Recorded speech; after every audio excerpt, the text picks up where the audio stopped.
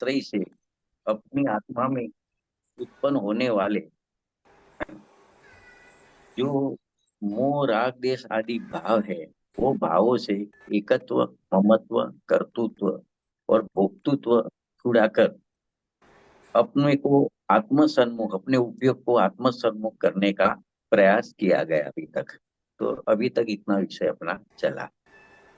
अब ये पुण्य पाप अधिकार है, उसमें ये बताते हैं कि जो मुक्ति का मार्ग है, मोक्ष मार्ग है, संसार मार्ग की बात नहीं, जो मोक्ष मार्ग है, उस मोक्ष मार्ग में जैसे पाप है होता है, तो पाप की तरह उसके समान ही पुण्य भी है।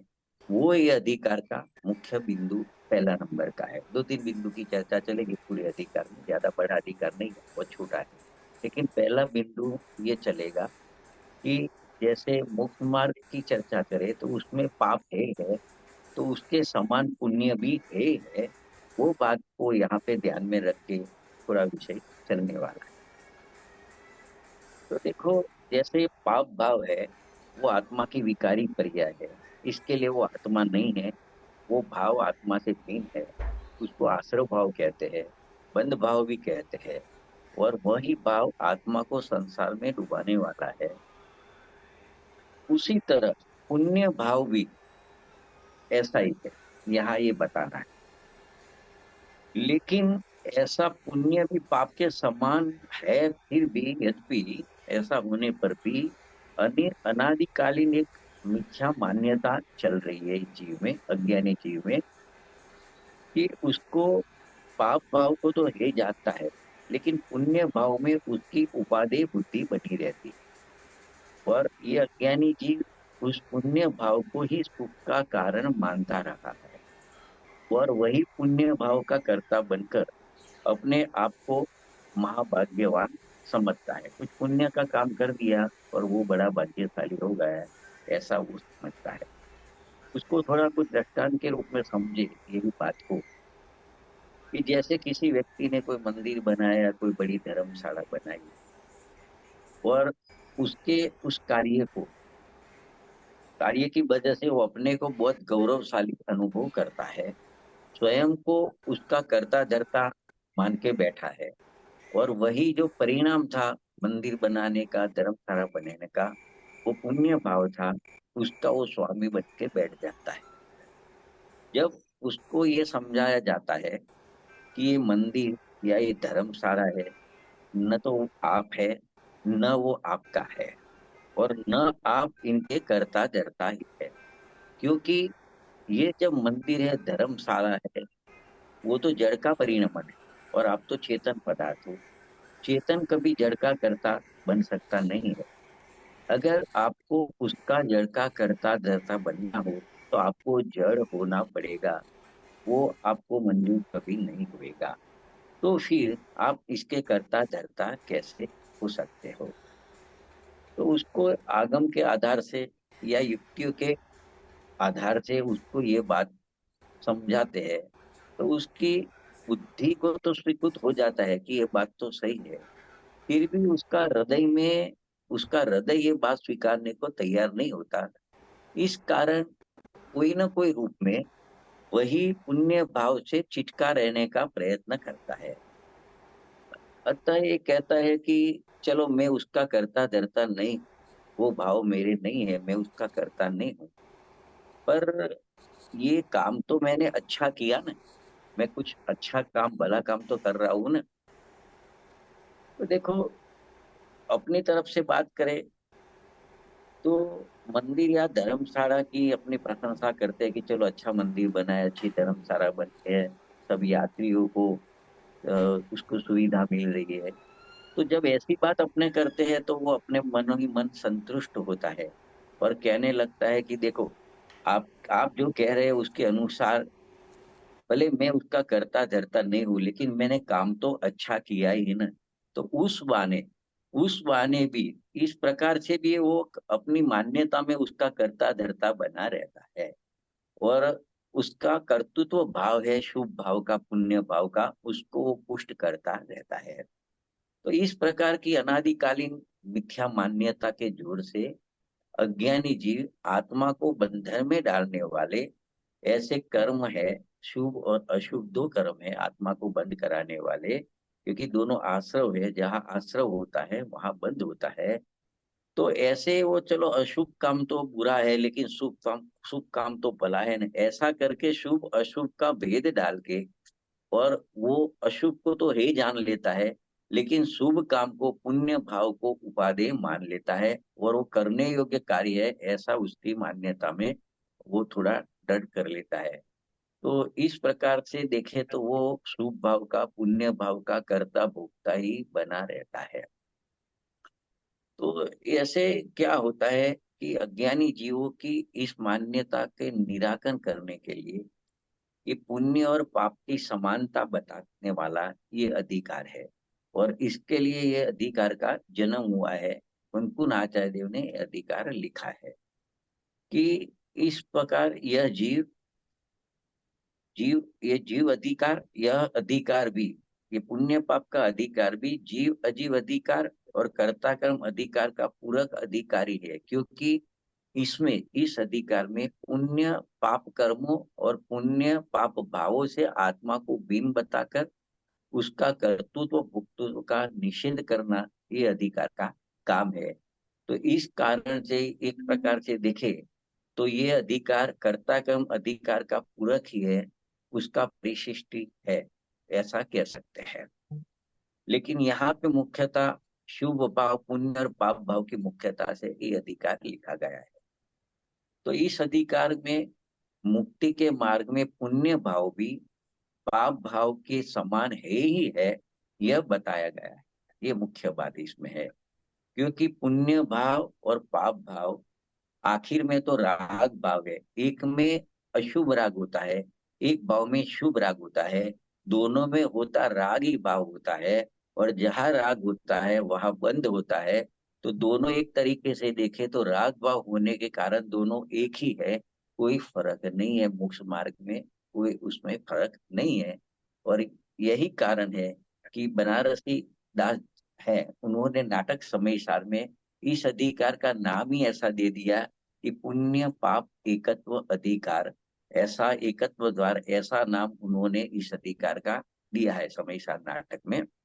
और इस अधिकार की विषय वस्तु को स्पष्ट करने वाला जो प्रतिज्ञा वाक्य रूप छंद है वो उन्होंने इस प्रकार लिखा है, उन्होंने कि कर्ता क्रिया कर्म को प्रगट बखान्यो मूल, अब वर्णो अधिकार्य पाप पुण्य समतुल। देखो इस छंद में उन्होंने क्या कहा कि कर्ता कर्म और क्रिया का मूल स्वरूप स्पष्ट करके अब पुण्य और पाप को समान बताने वाला इस अधिकार का मैं वर्णन करता हूँ, ऐसा उन्होंने पहले समझो कि शुरुआत में ऐसा एक क्षण लिख दिया।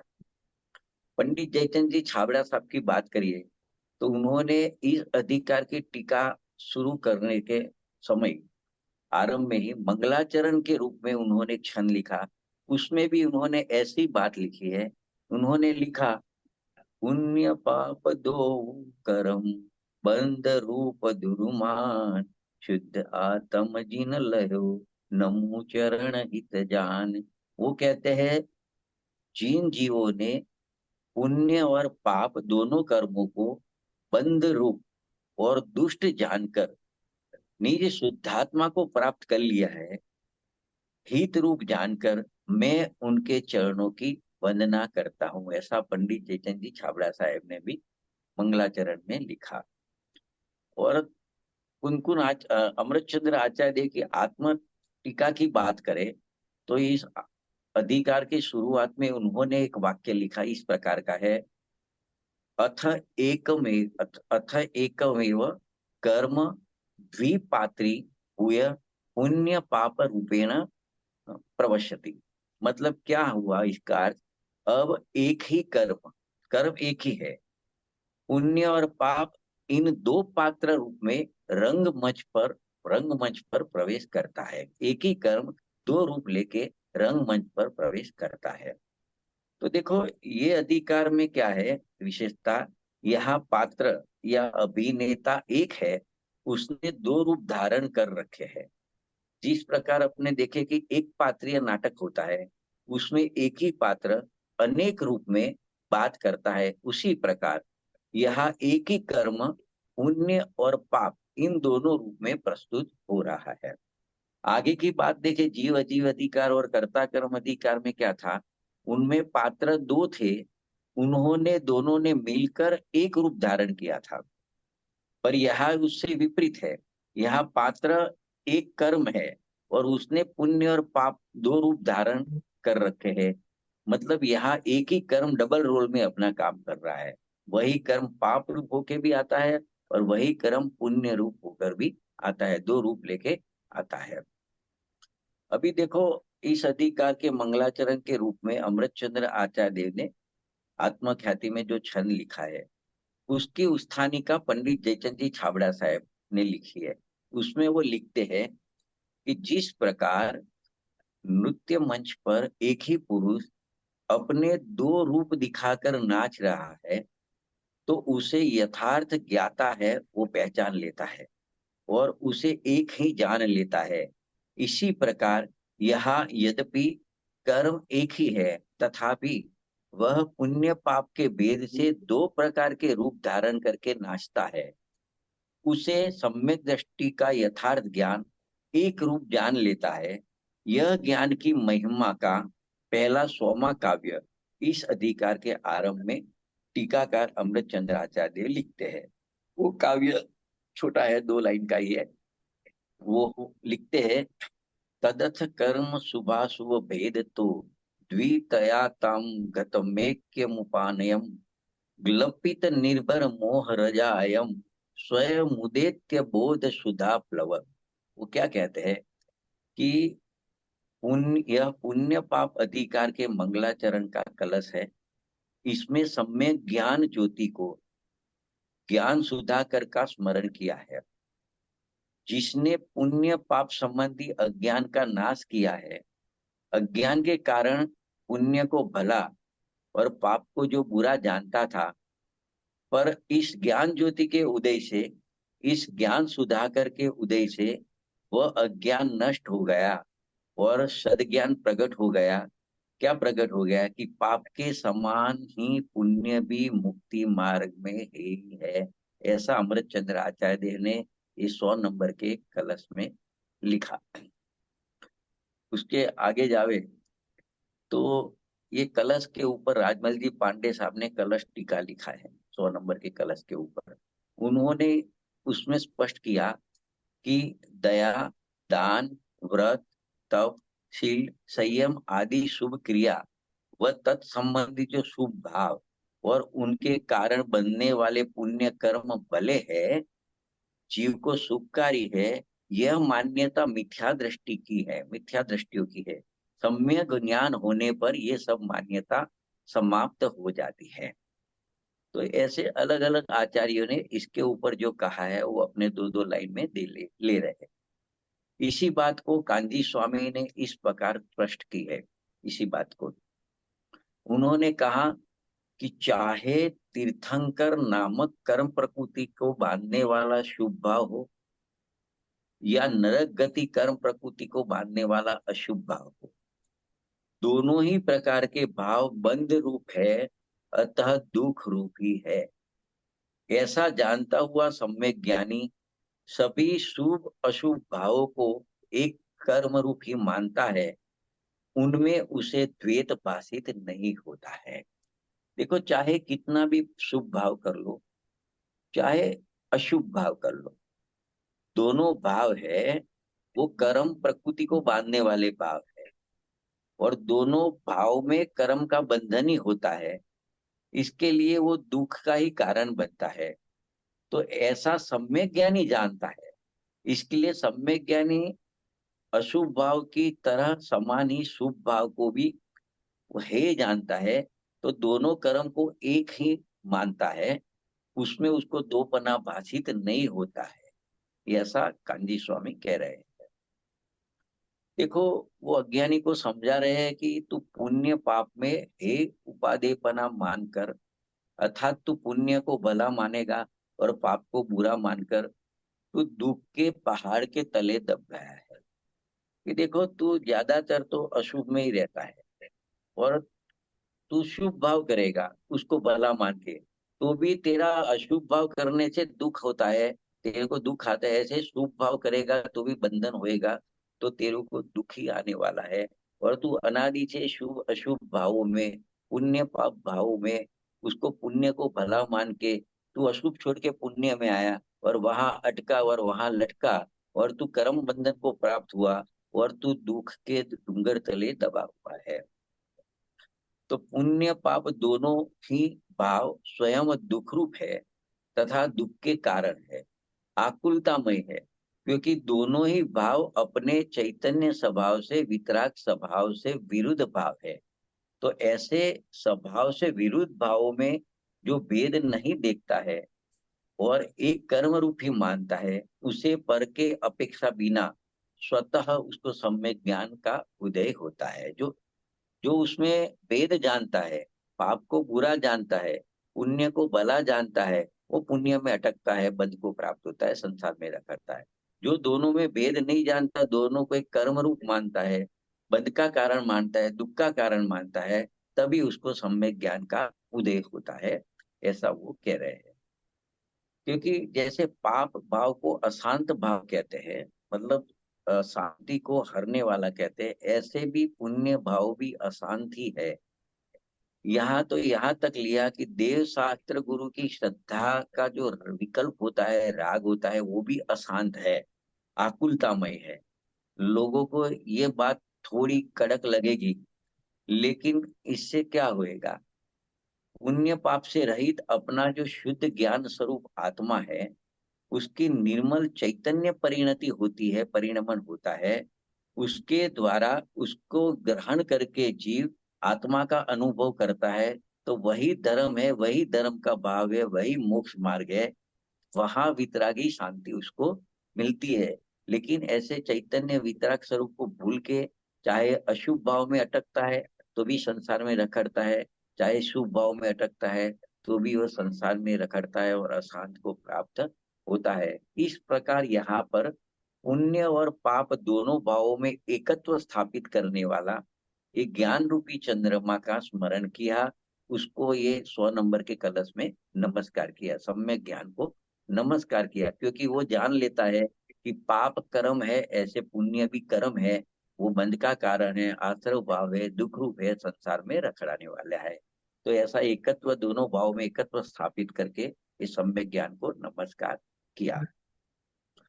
तो देखो, ये मंगलाचरण के ये 100 नंबर के क्षण में ये स्पष्ट किया गया कि अज्ञान के कारण कर्म में शुभ और अशुभ ऐसे दो जो भेद किए जा रहे हैं, वह वास्तविक में ऐसे भेद नहीं है। इस कारण इन दोनों भेदों में एकता स्थापित करती हुई सम्यक ज्ञान ज्योति प्रकट हुई। ये 100 नंबर का कलश पूरा हुआ। उसके बाद 101 नंबर का कलश आता है। ये कलश में यही बात को उदाहरण के द्वारा समझाया है। जो 100 नंबर के कलश में बात की, पुण्य पाप में एकत्व स्थापित किया, वही बात को उदाहरण से समझाते, बहुत अच्छा उदाहरण है। अ, वो कलश मैं पढ़ता हूँ, 4 लाइन का है, मंदाक्रांता छंद है।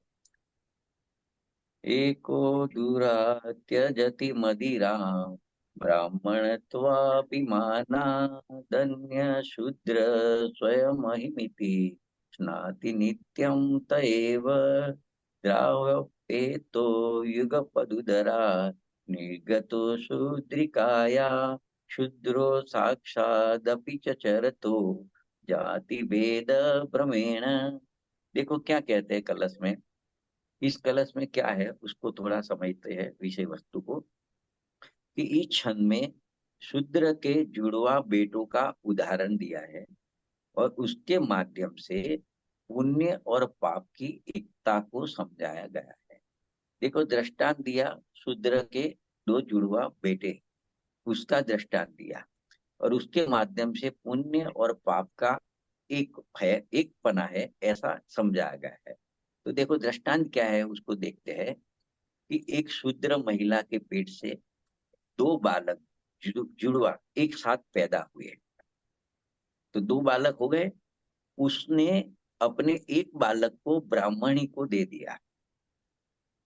उस ब्राह्मणी ने उसे अपने पुत्र के समान ही पाला पोसा। उस शूद्राणी के बालक को वो ब्राह्मणी ने अपने पुत्र की तरह पाला पोसा।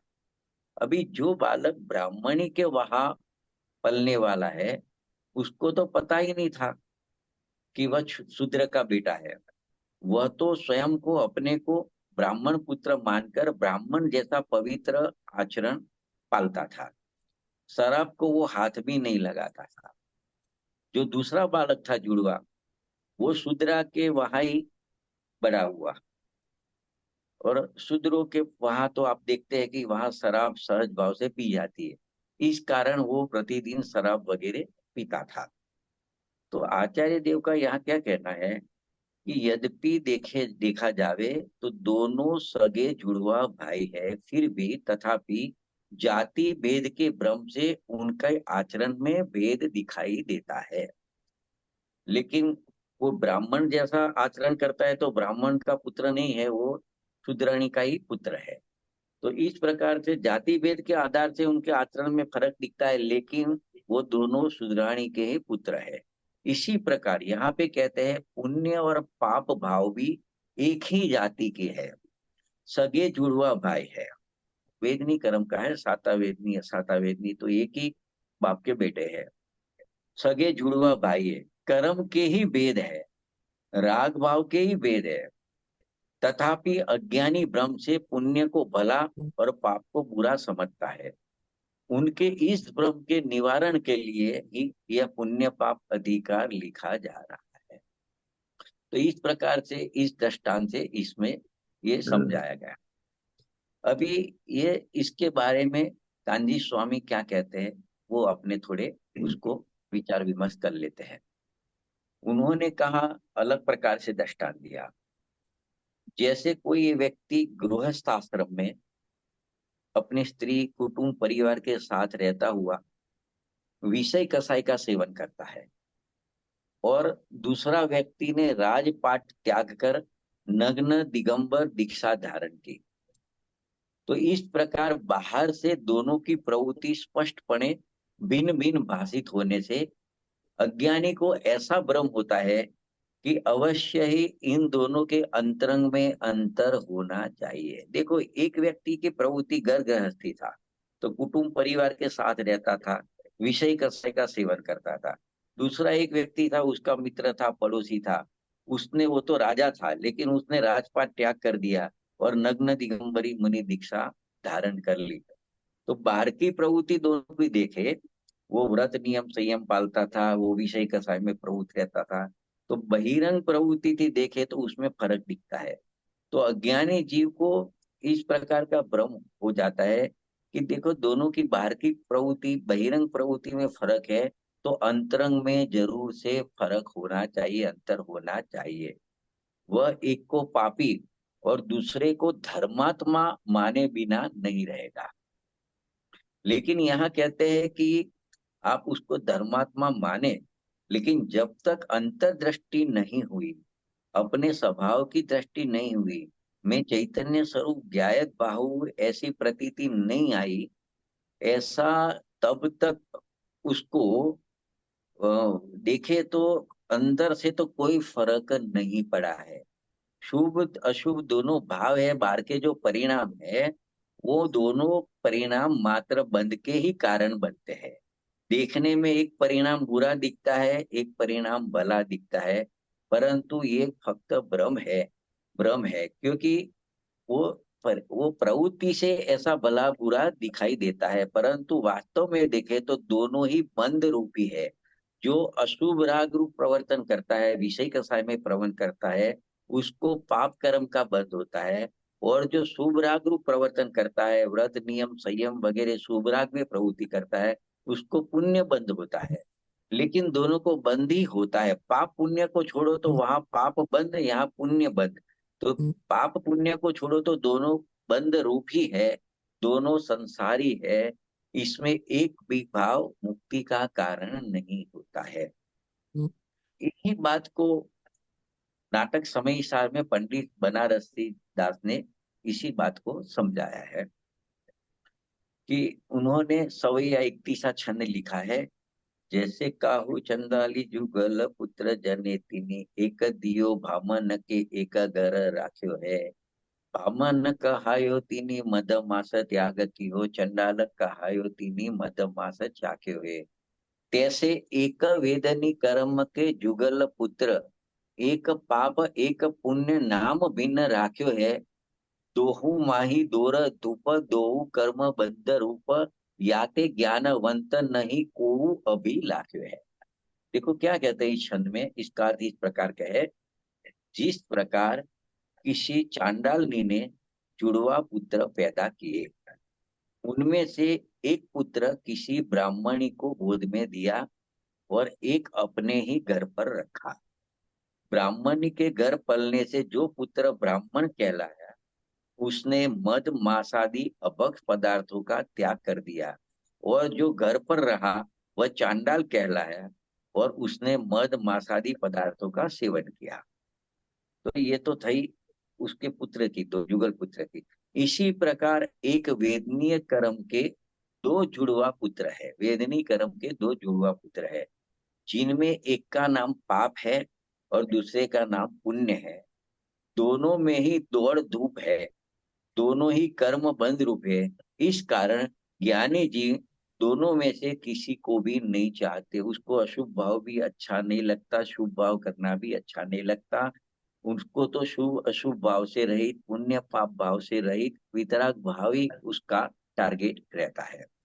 तो देखो यहाँ पुण्य और पाप दोनों को ही चांडालनी का पुत्र बताया है। और यह भी कहा कि ब्राह्मणत्व के अभिमान से शुभाचरण करने पर भी जैसे वह चांडालनी का पुत्र ब्राह्मण नहीं हो जाता, चंडाली रहता है, इसी प्रकार शुभ भाव रूप होने से पुण्य धर्म नहीं हो जाता, वो कर्म ही रहता है। क्योंकि पुण्य और पाप कर्म के ही भेद है, धर्म के भेद नहीं है। पुण्य और पाप की जाति एक है, तथापि आचरण के भेद से अज्ञानी को जाति भेद का भ्रम हो जाता है। वह उन्हें भिन्न भिन्न जाति का समझने लगते हैं। और जब भ्रम का नाश होता है, ज्ञान ज्योति प्रकट होती है, तो यह बात स्पष्ट हो जाती है कि पाप के समान पुण्य भी मुक्ति मार्ग में है ही है। इस प्रकार यहाँ पर इस पुण्य पाप अधिकार की उत्थानिका खत्म हुई। अब ये जो अधिकार है अपना मूल समय सार का, उसमें 145वीं गाथा लिखी कुंदकुन आचार्य देव ने। उसमें उन्होंने क्या कहा उसको अपने देखेंगे। ये उसकी उत्थानिका रूप में अमृत चंद्र आचार्य देव ने 2 श्लोक लिखे, 100 नंबर और 101 नंबर का। अब मूल गाथा शुरू होती है 145 नंबर की कुंदकुन आचार्य देव की। उनकी गाथा इस प्रकार है, हिंदी ट्रांसलेशन। सुशील है शुभ कर्म और अशुभ कर्म कुशील है, संसार के है हेतु वे कैसे कहे कि सुशील है। क्या कह रहे हैं देखो, गाथा में यह कहा जा रहा है कि लौकिक जन तो ऐसा मानते हैं कि शुभ कर्म सुशील है, अच्छा है, करने योग्य है, और अशुभ कर्म कुशील है, बुरा है, त्यागना योग्य है। किंतु ज्ञानी जन तो कहते हैं कि जब शुभ और अशुभ दोनों ही कर्म होने से संसार के हेतु है, संसार सागर में डुबाने वाले हैं, तो फिर इनमें से एक को यानी शुभ को सुशील कैसे माना जा सकता है। जो संसार में प्रवेश कराए वह सुशील कैसे हो सकता है, यह ज्ञानी की मान्यता है। एक कुशील है, एक सुशील है, वो अज्ञानी की मान्यता है। ज्ञानी कहता है कि अशुभ तो कुशील है, लेकिन शुभ भी जब संसार में दाखिल करता है वो सुशील कैसे हो सकता है, वह कुशीली है। इसके ऊपर अमृत चंद्र आचार्य देव ने टीका लिखी। तो देखो उन्होंने टीका में पहले व्यवहार नहीं से व्यवहार नहीं का पक्ष रजू किया, और उन्होंने पाप और पुण्य में 4 प्रकार से अंतर भेद दिखाया। फिर उन्होंने निश्चय ने का पक्ष प्रस्तुत करके युक्ति सहित उसका निराकरण किया। तो देखो, अपने उनके भाव जो है अमृतचंद्र आचार्य के टीका के भाव, उनको पंडित जयचंद जी छाबड़ा साहब ने और सरल भाव में स्पष्ट किया है। क्या स्पष्ट किया है? कि जैसे अज्ञानी को पुण्य पाप में भेद दिखता है, ऐसे चार प्रकार से भेद तो व्यवहार से है, ऐसे लगेंगे, लेकिन फिर भी वो भेद नहीं है, ऐसा उसका निषेध भी करेंगे। तो अपने उसको पंडित जयचंद जी छाबड़ा साहब ने वो टीका का भाव जो स्पष्ट किया है, उसको पढ़ रहे हैं। वो थोड़ा ज्यादा सरल है, इसके लिए उसको पढ़ रहे हैं। ये देखो, चार प्रकार से उसमें भेद दिखाया है। एक तो हेतु से, हेतु यानी कारण, पुण्य का कारण अलग है, पाप का कारण अलग है। दोनों का स्वभाव, दोनों का स्वभाव में फर्क है, प्रकृति में फर्क है। तीसरा अनुभव, दोनों का जब अनुभव होता है, पाप का जो स्वाद आता है वो अलग आता है, पुण्य का स्वाद अलग आता है, तो अनुभव से भी भेद है। ये सब व्यवहार की बात है। और आश्रय क्या है, दोनों किसके आश्रय से होते हैं? मोक्ष मार्ग के आश्रय होते हैं, आश्रय से होते हैं कि संसार के आश्रय से होते हैं? वो बात पहले ऐसे भेद करते हैं, फिर कहते हैं कि नहीं, खरेखर ऐसा भेद नहीं है, क्यों नहीं है ये भी बताएंगे। तो उसको पहले अपने हेतु भेद से पुण्य और पाप को, शुभ अशुभ को समझेंगे। कि देखो, कोई कर्म तो, देखो, कोई कर्म कैसे बनता है, अशुभ कर्म कैसे बनता है, शुभ कर्म कैसे बनता है, उसका कारण बताते हैं। कोई कर्म तो अरिहंत आदि में भक्ति, अनुराग, अरिहंत आदि प्रत्यय भक्ति या अनुराग, जीवों के प्रति अनुकंपा के भाव, और मन कसाय से चित्त की उज्जवलता इत्यादि शुभ परिणामों के निमित्त से जो होता है, इसके कारण से होता है, वो शुभ कर्म है। और कोई कर्म तो तीव्र क्रोधादि अशुभ लेश्या से, निर्दयता के भाव से, विषय आसक्ति के भाव से, और देव शास्त्र गुरु के प्रति विनय नहीं होना, ऐसे इत्यादि अशुभ परिणामों के निमित्त से होता है, वो अशुभ कर्म है। मतलब दोनों के कर्म के हेतु अलग अलग है, तो इस प्रकार से व्यवहार से भेद है। तो उसको बोलते हैं हेतु भेद होने से शुभ कर्म और अशुभ कर्म में भेद दिखता है। दूसरा, दोनों के स्वभाव में भेद है तो भेद दिखेगा, उसको यहाँ समझाते हैं। कि देखो, एक वेदनीय कर्म है, उसमें साता वेदनीय लिया। आयु कर्म है, उसमें शुभ आयु लिया। नाम कर्म में शुभ नाम लिया। और गोत्र कर्म में शुभ गोत्र लिया। इन कर्मों के परिणामों, प्रवृत्ति इत्यादि में, तथा, ये इसकी प्रकृति है, तथा चार घाती कर्म, वो तो अशुभ ही है, बराबर है।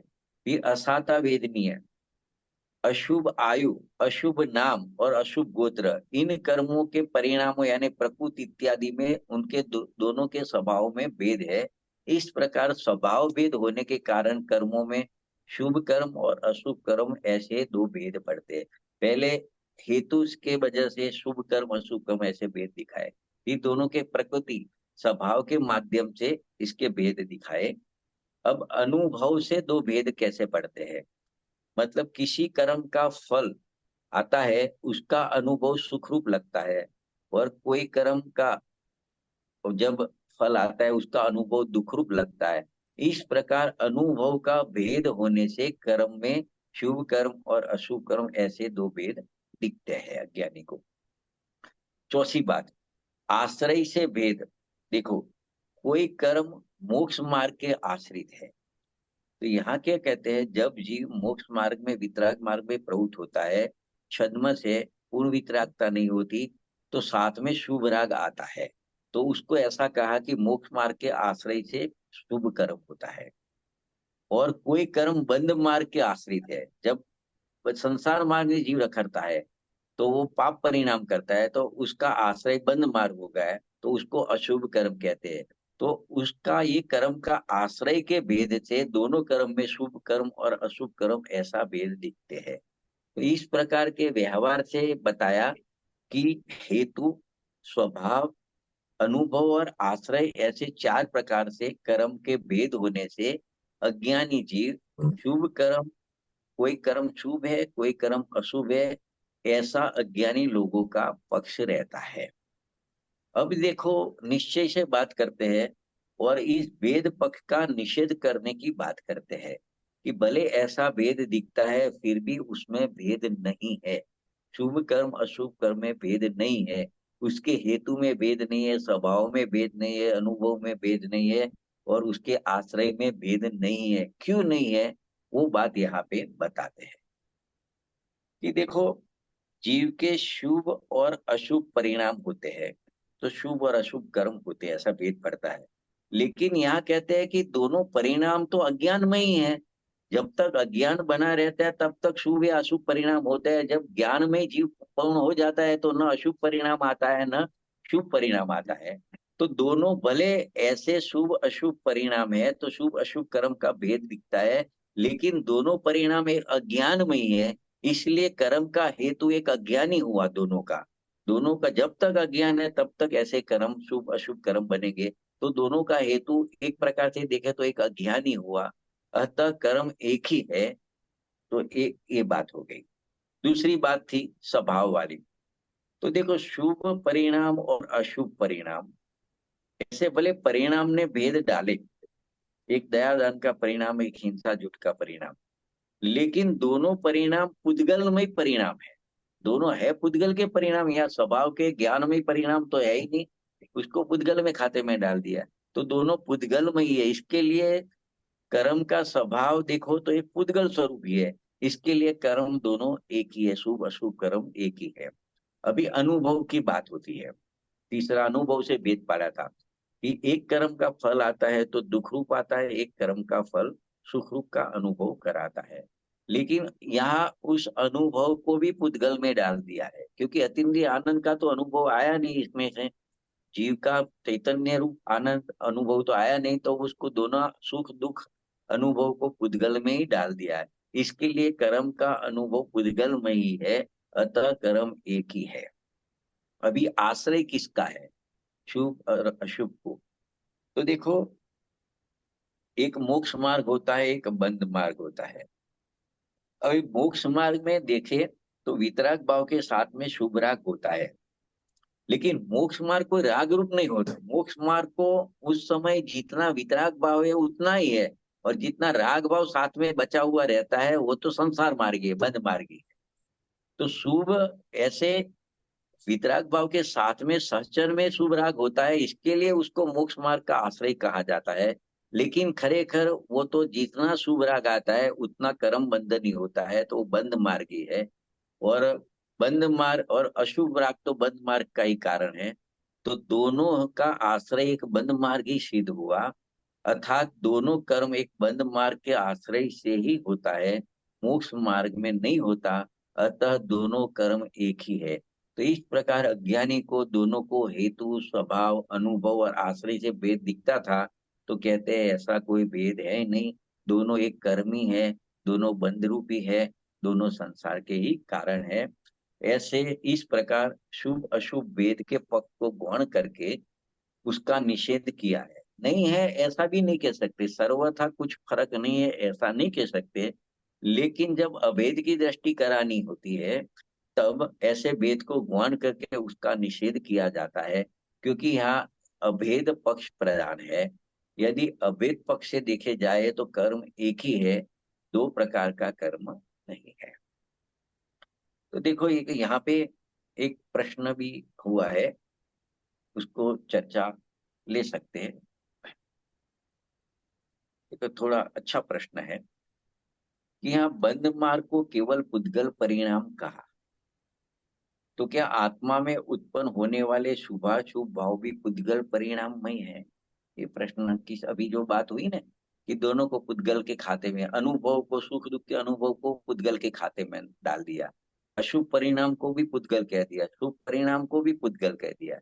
लेकिन ये शुभ अशुभ परिणाम और उसका स्वाद आता है सुख दुख रूप, तो आत्मा में आता है।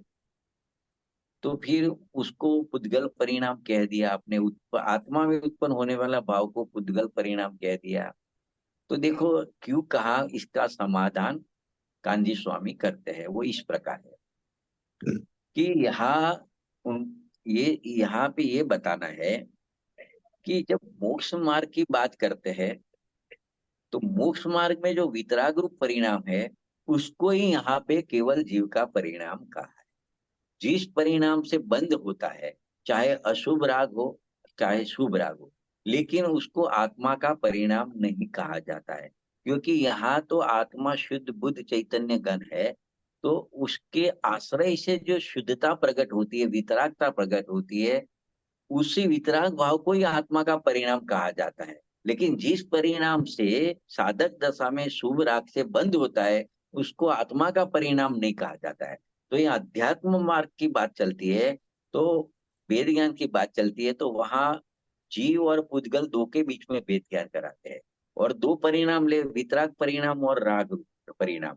तो राग चाहे अशुभ हो या शुभ, ये बाजू वितराग परिणाम है। तो वितराग परिणाम को जीव का कहेंगे, और राग परिणाम जीव का नहीं है ऐसा कहेंगे, क्योंकि उससे आश्रय है तो बंद होता है, संसार मिलता है। तो जीव का नहीं है तो किसका है? तो फिर पुद्गल का है, ऐसे पुद्गल में डाल देते हैं। तो इस वजह से आत्मा में उत्पन्न होने वाले परिणाम है, चाहे अशुभ राग होए चाहे शुभ राग हो, उसका फल आता है, जो कर्म बनते हैं। अशुभ राग से पाप कर्म बनता है, शुभ राग से पुण्य कर्म बनता है। जब पाप कर्म का उदय आता है तो उसका स्वाद अनुभव दुखरूप होता है, वो जीव की पर्याय में होता है। और जब पुण्य कर्म का उदय आता है तो उसका अनुभव सुखरूप लगता है, तो उसका स्वाद जीव की पर्याय में ही आता है। फिर भी ये सब बंद मार्ग में आते हैं, मोक्ष मार्ग में नहीं आते हैं। तो मोक्ष मार्ग में मुख्य रहते हुए दो चीज लेते हैं, वितराग परिणाम और वितरागी आनंद, अतीन्द्रिय आनंद। वो दो, स्वाद में आनंद लिया अतीन्द्रिय आनंद, और परिणाम में वितराग लिया, उसको जीव का कहा। उसके अलावा जो परिणाम रहते हैं, भूमि का प्रमाण, शुभ अशुभ राग और कर्म का उदय का स्वाद अनुभव, उसको बंद मार्ग में डाल दिया, तो उसको पुद्गल का परिणाम यहाँ पे कह दिया है। तो इस प्रकार से आत्मा में परिणाम होते हैं, फिर भी उसको पुद्गल के परिणाम कह दिया है।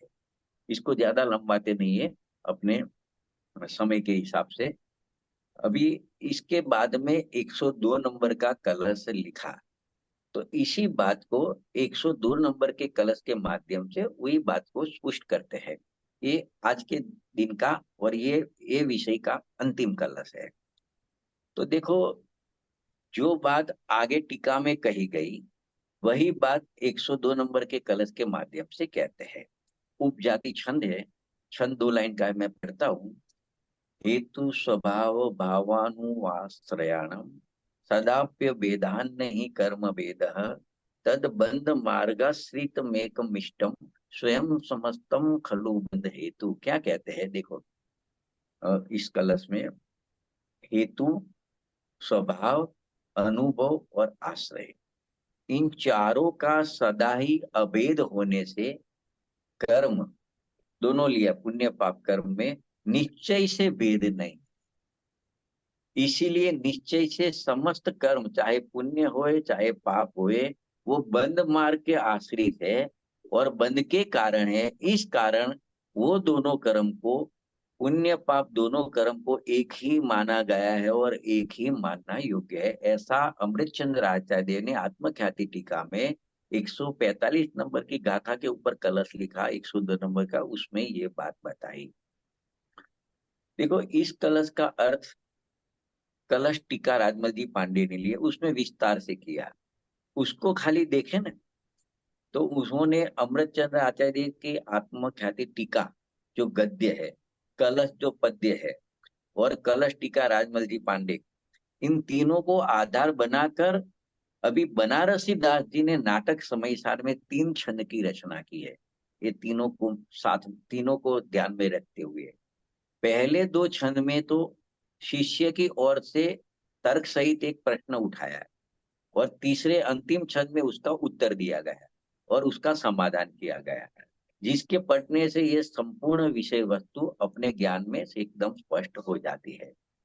तो देखो, इसका मैं छंद लंबा है नहीं पढ़ता हूँ, उसका अर्थ है वो अपने थोड़े पढ़ लेते हैं, तो ये विषय की समापन भी हो जाएगा। देखो, गुरु जी के चरणों में समीप जाकर कोई शिष्य कहता है कि पाप और पुण्य दोनों समान नहीं हो सकते। ये अज्ञानी ने मत रखा प्रश्न के रूप में, क्योंकि दोनों के कारण, दोनों के रस, दोनों के स्वभाव और दोनों के फल जुदे जुदे होते हैं, इसके लिए हम दोनों को समान नहीं मान रहे हैं। फिर वो अपना ही तर्क रखता है। एक का कारण रस स्वभाव और फल अनिष्ट लगता है। एक कर्म का कारण, एक कर्म का, वही कर्म का रस स्वभाव और फल अनिष्ट लगता है, और दूसरे कर्म का दूसरे का अच्छा लगता है। देखो, संश्लेष परिणामों से उसको अभी देखते हैं। नंबर वन, संश्लेष परिणामों से पाप बंद होता है और विशुद्ध यानी शुभ परिणामों से पुण्य बंद होता है। इस प्रकार दोनों में हेतु भेद दिखता है, माना गया है। ये इसका मत है अज्ञानी का। दूसरा नंबर, पाप के उदय में असाता की प्राप्ति होती है और उसका स्वाद कड़वा होता है, तथा पुण्य के उदय में साता की प्राप्ति होती है और उसका स्वाद यानी रस मीठा होता है। इस प्रकार दोनों में रस भेद जानना चाहिए, वो उसने अपना मत रखा है अज्ञानी ने। तीसरी बात उसने बताई अज्ञानी ने, पाप संक्लेश रूप है और पुण्य विशुद्ध रूप है। इस प्रकार दोनों के स्वभाव भेद भी देखा जाता है। तो ऐसी बात उसने रखी। पाप से कुगति की प्राप्ति होती है और पुण्य से सुगति की प्राप्ति होती है। इस प्रकार फल में भी भेद बताए। इस प्रकार फल भेद भी प्रत्यक्ष भिन्न दिखता है। तो ये तो उसने मत रखा दो क्षण में। इसका समाधान तीसरे क्षण में इस प्रकार किया है कि देखो, पाप बंद और पुण्य बंद दोनों में मुक्ति नहीं है। इसके लिए दोनों को उड़ा दिए, एक में ही डाल दिया कि बंद के ही कारण है, एक से भी मुक्ति नहीं होती है। न पाप से मुक्ति होती है, न पुण्य से मुक्ति होती है। इसके लिए हेतु में भेद होते हुए भी दोनों एक है। फिर कड़वा और मीठा स्वाद भी पुद्गल में देखा जाता है। स्वाद जो होता है, तो आत्मा में तो स्वाद का ज्ञान होता है। कड़वा मीठा तूरा जो स्वाद होता है तो पुद्गल में देखा जाता है। तो कड़वा हो या मीठा हो, वो स्वाद तो पुद्गल में देखा जाता है। तो वो दोनों, जिसका कड़वा स्वाद आता है मीठा स्वाद आता है, उसको भी पुद्गल, एक पुद्गल में डाल दिया। दो बात का समाधान कर दिया। तीसरी बात, परिणाम का संक्लेश रूप होना या कसाय की मनता रूप विशुद्ध होना, यह तो कर्म की सहज चाल है। तो वो तो कर्म की चाल में डाल दिया, तो उसको भी एक ही बना दिया। तथा कुगति और सुगति दोनों ही संसार में होती है। चार गति संसार रूपी है, चाहे देव गति मिले चाहे नरक गति मिले, लेकिन वो तो संसार की गति है, संसार में जीव रहता है। तो जगत का जाल तो खड़ा ही रहा। तो दोनों एक ही है। इस प्रकार उन्होंने बताया थी कि ऐसा भेद मानना चाहिए, दिखता है तो मानना चाहिए। तो कि इस प्रकार से इसमें कोई भेद नहीं है। इसके लिए अंत में कहते हैं कि हे अज्ञानी जीव, तुझे पुण्य पाप में जो कारण आदि ये चार प्रकार के भेद दिखते हैं, वह सब मिथ्यात्व का प्रभाव है। क्योंकि इस प्रकार का द्वैत भाव, दो पने का भाव ज्ञानियों की दृष्टि में तो दिखाई नहीं देता है। पुण्य होए या पाप होए, दोनों बड़े अंधे कुएं हैं। दोनों ही कर्म बंध रूप है। मुक्ति के मार्ग में तो दोनों का ही नाश देखने में आता है। जब जीव की मुक्ति होती है, तो न पाप बचता है, न पुण्य बचता है, न शुभ राग बचता है, न शुभ राग बचता है। इसके लिए दोनों का नाश ही देखने में आता है। अभी 2 मिनट लेते हैं और कांजी स्वामी ने एक बहुत अच्छा समाधान किया है, उसको 1.5 मिनट का है, उसको पढ़ लेते हैं। कि उन्होंने कहा, देखो, वर्तमान में कुछ विद्वानों द्वारा ऐसा कहा जाता है कि बाह्य व्रत, तप, भक्ति, पूजा आदि का जो व्यवहार रूप शुभ आचरण है, शुभ राग रूप आचरण है, उससे शुद्धता प्रकट होती है। तो उनके उक्त कथन का इस कलश में स्पष्ट खुलासा हो गया। कोई लोग ऐसा मानते हैं कि बाह्य में दया, दान, व्रत, जब भक्ति का जो शुभ राग है, वो शुभ राग करते करते शुद्ध भाव वितराग भाव होएगा, मतलब राग करते करते वितराग भाव होएगा। जैसे कोई बोले लहसुन खाते खाते कस्तूरी का डकार आएगा, तो वो कभी आ नहीं सकता है। ऐसे राग का तो अभाव करना है, फिर भी राग करते करते वितराग भाव होएगा, ऐसा कभी नहीं हो सकता है। ऐसा इस कलश में स्पष्ट खुलासा किया है। देखो, अशुभ भाव से तो कभी शुद्धता आती नहीं है, यह तो यथार्थ है, मान लेता है, ये सर्वमान्य तथ्य है। परंतु शुभ भाव के काल में शुभ भावों से शुद्धता जो मानते हैं, तो उनका मानना भी यथार्थ नहीं है, ऐसा इस विषय में आज स्पष्ट करते हैं। तो शुभ भाव भी अशुभ भाव की तरह अशुद्धि है, ये कहते हैं। इस कथन के संदर्भ में व्यवहारी जनों का एक प्रश्न ये भी रहता है कि सम्यक दर्शन रूप निर्विकल्प अनुभव के पहले जो अंतिम शुभ भाव होता है, वह शुभ भाव शुद्ध भाव का कारण है या नहीं। अंतिम जो शुभ भाव होता है वो शुद्ध भाव का कारण है या नहीं, ऐसा कोई किसी का तर्क रहता है। तो इसका समाधान करते हुए आचार्य कहते हैं, भाई उस अंतिम स्वभाव का भी जब अभाव होता है, तब सम्यक दर्शन रूपी निर्विकल्प आत्मानुभूति होती है। तो शुभ भाव से होती है ऐसा नहीं कह सकते। जब तक ऐसा शुभ भाव बना रहता है तब तक निर्विकल्प दशा नहीं आती, आत्मानुभूति नहीं आती है। वो शुभ भाव तो विभाव है, वो उसका तो अभाव ही होना जरूरी है, तब निर्विकल्प दशा आती है। तो इस प्रकार यहाँ पे अंतिम में निष्कर्ष रूप में शुभ व अशुभ दोनों भाव बंध के कारण रूप होने से दोनों अशुद्ध भाव है, दोनों स्वभाव से विपरीत भाव है। स्वभाव के सन्मुखता का भाव तो न शुभ है न अशुभ है, वो तो शुद्ध चैतन्यमय वितराग भाव होता है। तो ये दोनों भाव शुभ अशुभ भाव है, वो चैतन्य से रहित अज्ञानमय भाव है। इसके लिए दोनों ही भेद रहित एक ही जाति के भाव है, दोनों आश्रय भाव है, दोनों बंध के कारण है, दोनों संसार में घुमाने वाले हैं। तो क्या यहाँ कहते कि मुक्ति मार्ग में व्यवहार का शुभ लाभ का कोई स्थान है या नहीं है, ऐसा किसी का प्रश्न हो तो इसका उत्तर कहते हैं कि मुक्ति के मार्ग में भूमिका अनुसार व्यवहार यानी शुभ राग होता अवश्य है। व्यवहार नहीं होता है, शुभ राग नहीं आता है बीच में, ऐसा नहीं है। परंतु उस व्यवहार से, उस शुभ राग से सम्यक दर्शन या निश्चय मोक्ष मार्ग मानना यथार्थ नहीं है।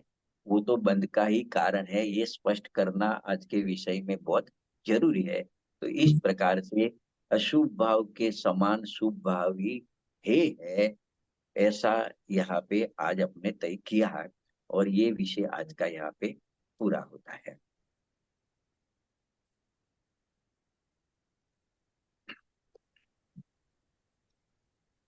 बहुत बहुत धन्यवाद पंडित जी। सर रिकॉर्डिंग बंद कर दीजिए।